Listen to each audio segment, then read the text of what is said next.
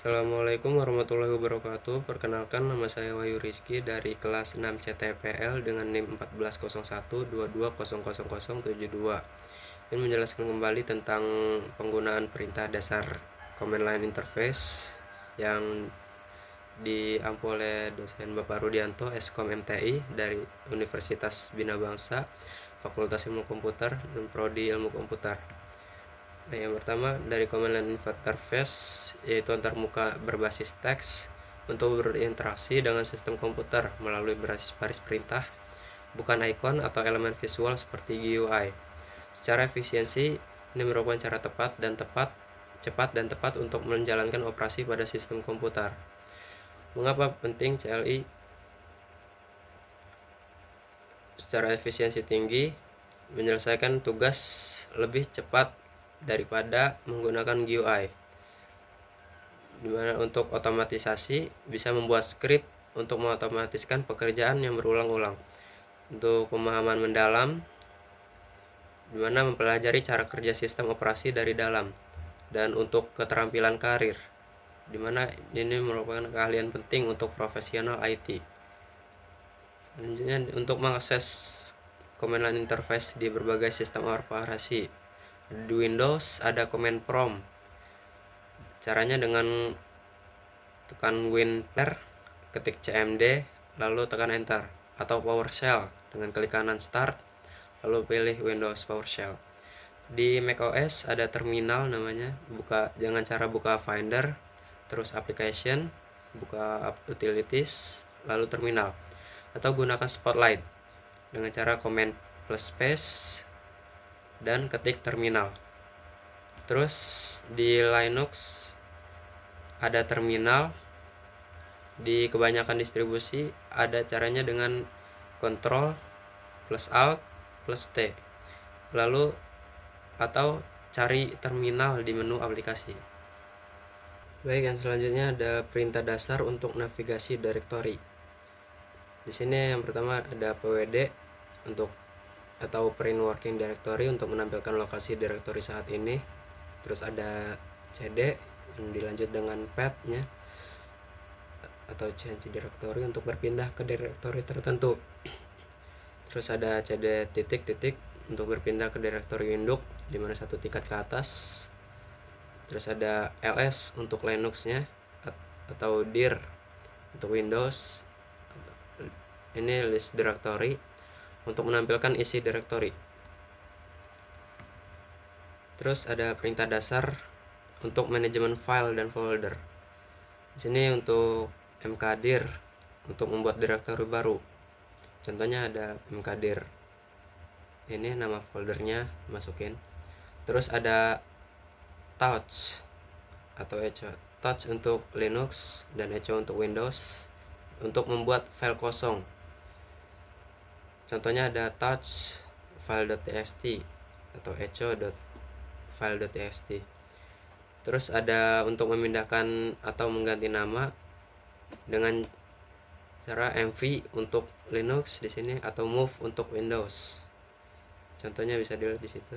Terus ada cp untuk Linux atau copy untuk Windows untuk menyalin file atau directory. Contohnya ada kayak cp file.txt backup slash. Terus di selanjutnya perintah dasar untuk menampilkan isi file. Di sini yang pertama untuk menampilkan seluruh isi file bisa menggunakan cat untuk Linux atau type untuk Windows. Terus ada more untuk Linux-nya dan less untuk Windows, mana menampilkan isi file per halaman, berguna untuk file besar. Terus ada head untuk menampilkan beberapa baris pertama file. Contoh di sini head -10 nama filenya. Terus tail untuk menampilkan beberapa baris terakhir file. Contohnya ada tail -10 file.txt. Terus di perintah dasar untuk pencarian di Linux atau macOS bisa gunakan perintah find untuk mencari file dan grep untuk mencari teks. Untuk di Windows bisa gunakan dir terus /s untuk mencari file dan find str untuk mencari teks dalam file.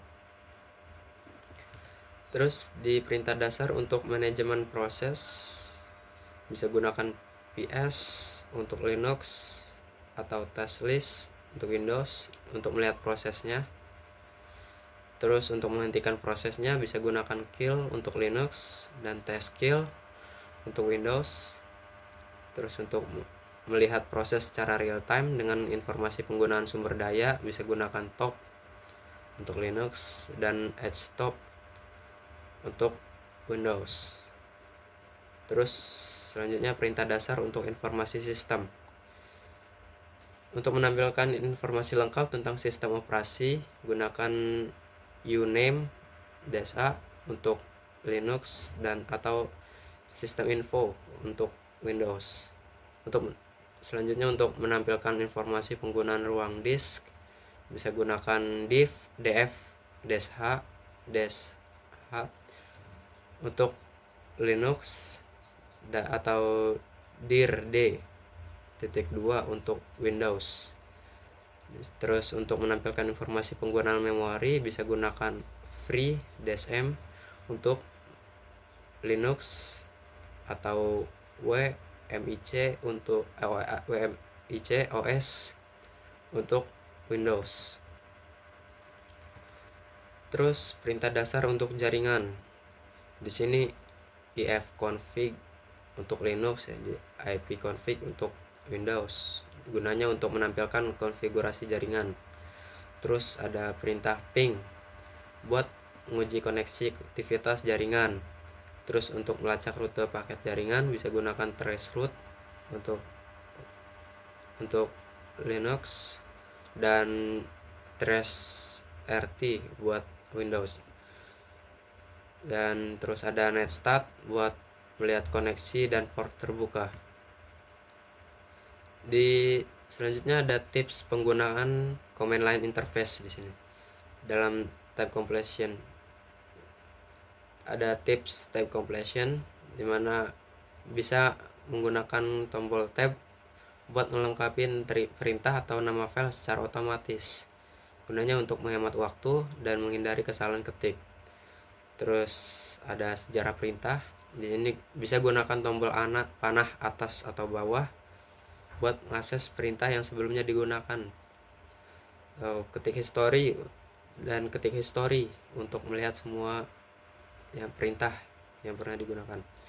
Terus ada bantuan dan manual. Bisa ketik man dilanjut perintahnya. Di Linux atau macOS atau help lalu perintah. Di Windows untuk melihat dokumentasi.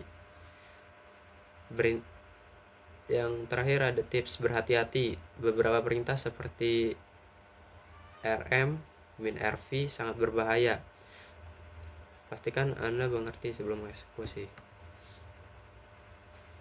Baik, sekian dari saya sebelumnya. Terima kasih. Assalamualaikum warahmatullahi wabarakatuh.